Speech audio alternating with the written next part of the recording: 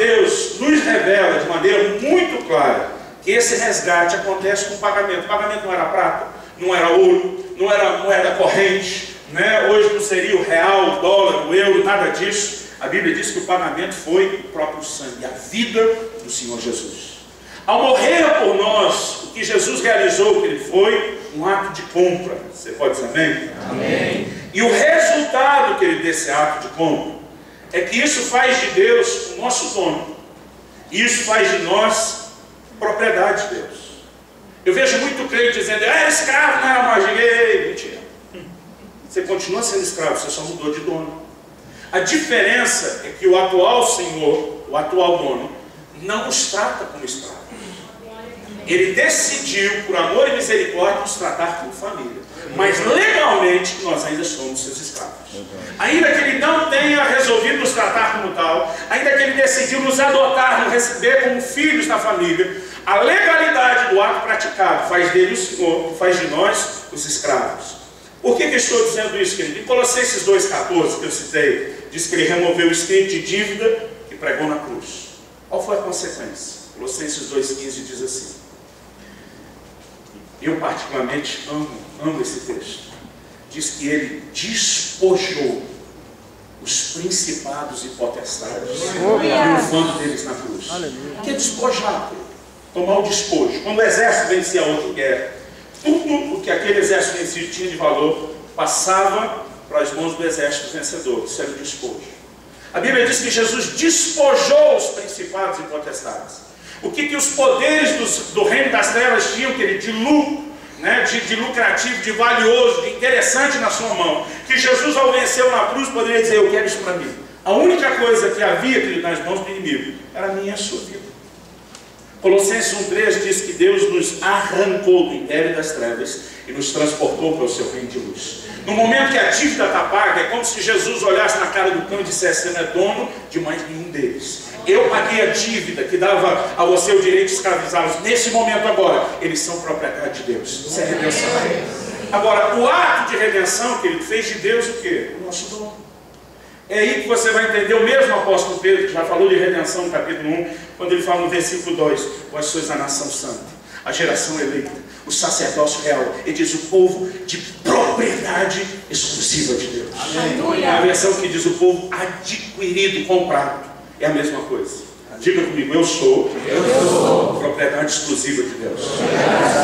Fala do irmão ao seu lado, você é propriedade exclusiva de Deus. Agora, irmãos, o entendimento de que Deus me comprou me faz olhar para ele dizendo, ele é o meu dono e eu sou propriedade dele.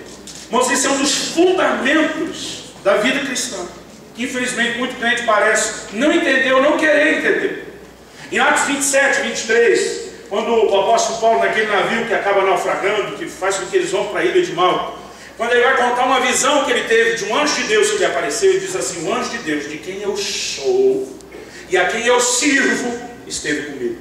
Paulo, querido, com todo o entendimento da redenção, né, sobre o ponto de vista neotestamentário, ele está dizendo, Deus de quem eu sou, pertenço. A quem eu sirvo, ele está dizendo, eu sou servo. A palavra servo, querido, significa escravo. No meio cristão, às vezes, a gente usa esse termo, parece para indicar status. Quando vão apresentar um pastor, né, diz aqui fulano, né, de tal, que é servo do Deus vivo. Ainda vou entender essa puxadinha no R, qual que é o clima que isso cria, né? É servo do Deus vivo. Grandes coisas está dizendo, esse é escravo. E Paulo está dizendo, eu sou dele, eu sou escravo dele. Irmãos, esse é o entendimento que nós precisamos ter sobre redenção. Redenção fez de Deus o nosso dom. Uma vez eu estava evangelizando o Senhor e ele falou, pastor, peraí, me diz aí. É verdade, se eu virar crente, 10% de tudo que eu tenho, que eu ganho, vai ter que ser de Deus, da igreja? Eu falei, não, cara, isso não é verdade não. Ô pastor, não me minta. Eu não posso mentir, eu sou pastor. Ele falou, eu sei de fonte segura, de gente dentro da igreja de vocês, que diz que vocês pregam que 10% de tudo que a gente ganha vai ter que ser de Deus. Eu falei, olha, não posso dizer que é mentira, porque você falou que foi um dos nossos. Mas deve ser um equívoco. Ele falou, certeza, certeza. Mesmo, pastor, eu falei, mesmo. Quando ele fez uma cara de alívio, entrei com os dois pés no peito. Eu falei, 100% de tudo que você é, de tudo que você tem, de tudo que você ganha, vai ser de Deus. Irmão, Deus não comprou 10% das suas ações. Deus te comprou inteiro, o que você é, o que você ganha.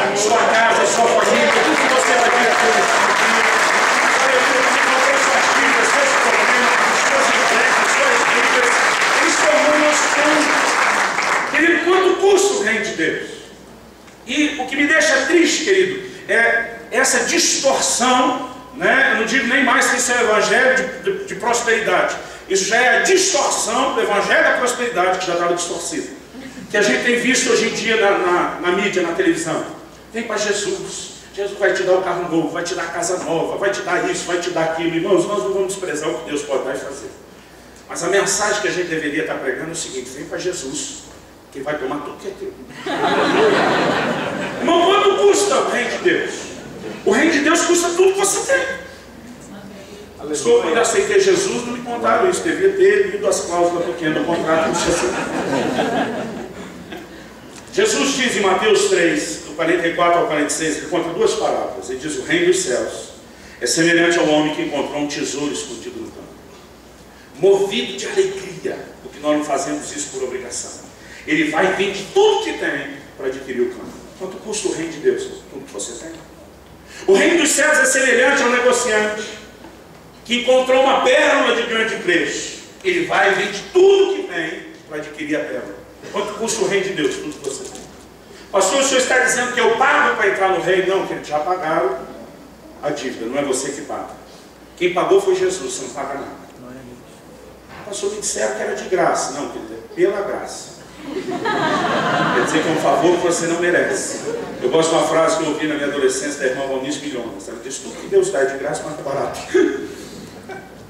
Por que o reino de Deus custa tudo que você tem? Romanos 10 diz assim: se no teu coração, versículo 9 e 10, se no teu coração creres que Deus ressuscitou a Jesus dentre os mortos, e com a tua boca confessares a Jesus como Senhor, serás salvo. Como que eu sou salvo? Quando eu reconheço que Jesus é meu Senhor. A palavra Senhor, na língua portuguesa, na nossa cultura, ela não tem força, ela não tem peso. Porque Senhor é o que a gente cresceu falando para o Pai: sim, Senhor. Ou talvez, quem teve a cultura militar, sim, Senhor, com entendimento um pouquinho mais de obediência. Mas não, querido, o que a Bíblia diz. A palavra Senhor significa amo, significa dono. Senhor é o possuidor, o proprietário do escravo. Esse é o Senhor.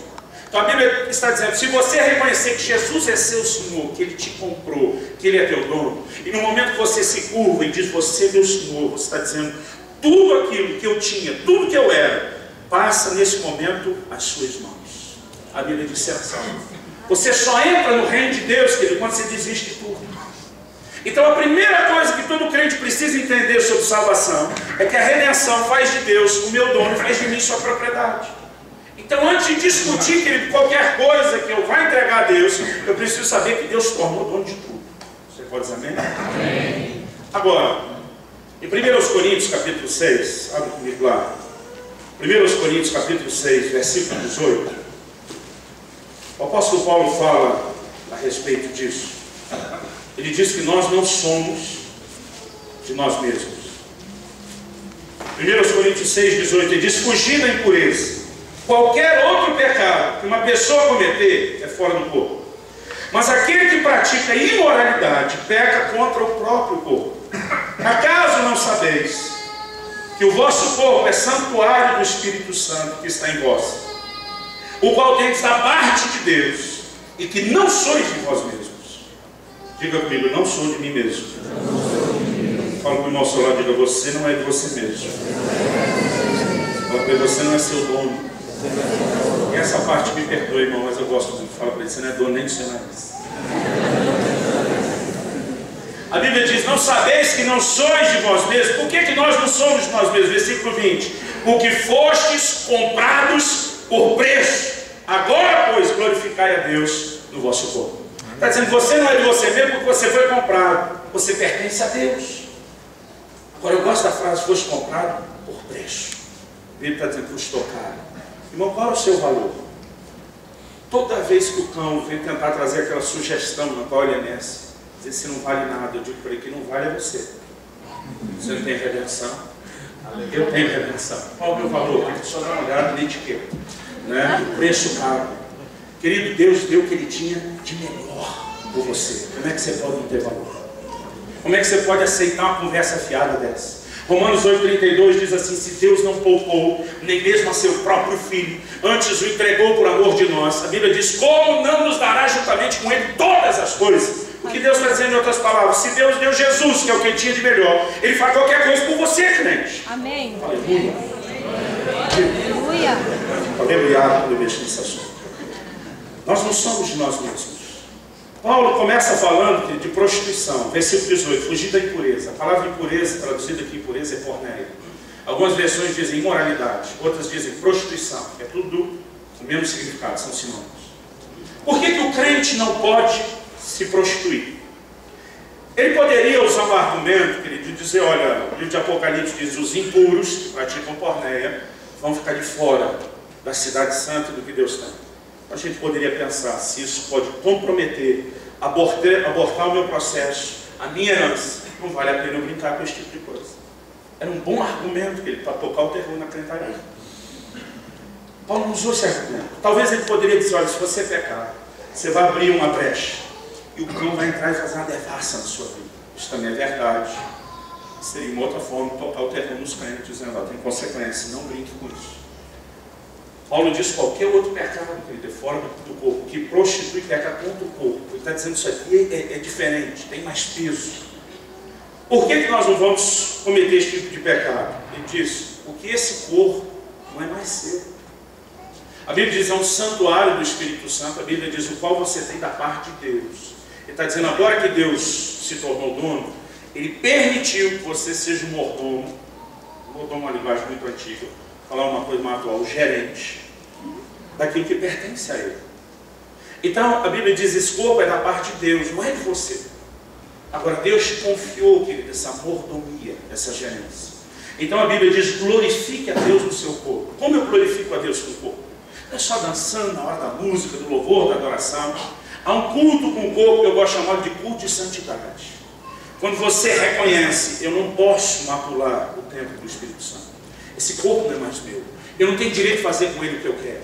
Ele é propriedade de Deus. Ele é habitação de Deus. E você decide ser um bom mordomo, reconhecendo a redenção. Esse reconhecimento da redenção se torna, no que a Bíblia chama de um ato de glorificação, de exaltação, de celebração da própria redenção. A consciência, a prática de mordomia, querido, é uma celebração. Agora deixa eu te dizer, se isso é verdade a respeito do corpo, eu quero te dizer: isso é verdade a respeito de todo o resto que Deus comprou. Quando o crente tem uma consciência de mordomia em relação aos seus bens, a sua atitude correta, ele se transforma num culto. Mas deixa eu te mostrar um exemplo bíblico. Abre comigo em Gênesis, no capítulo 47. Eu preciso que os irmãos me escutem bem depressa, para a gente terminar.